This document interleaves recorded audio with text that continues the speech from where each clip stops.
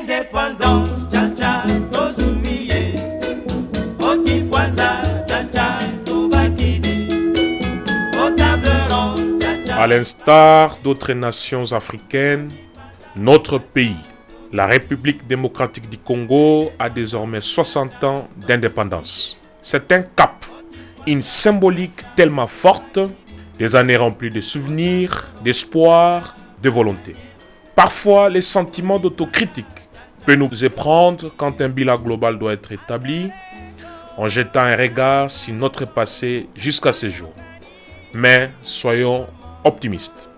6 décennies se sont écoulées depuis qu'ils se sont levés un jour et se sont bâtis pour que nous puissions aujourd'hui nous tenir debout et être fiers de qui nous sommes, de notre identité nationale, à savoir être congolais. Et ce sont nos aïeux, les pères de l'indépendance, nos vaillants héros qui, au prix du sacrifice suprême, nous ont permis d'appartenir à ces pays de la taille d'un continent et qui s'étend sur plus de 2 345 000 km².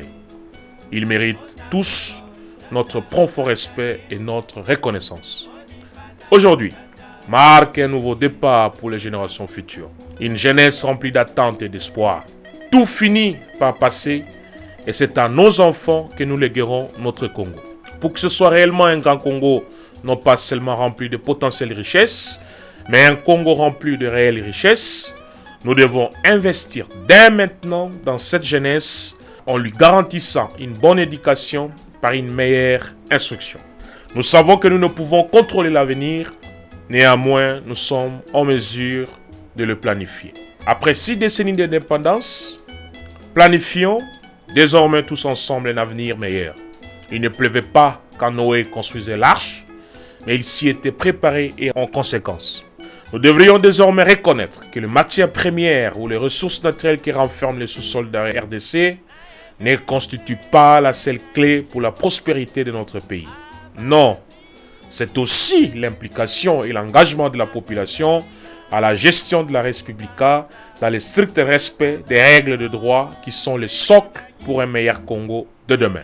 C'est au peuple congolais de travailler ardemment, dans l'unité et avec le concours de toutes les générations pour résorber le chômage et éradiquer la pauvreté qui gangrène encore notre société. C'est par cette voie que nous bâtirons notre République.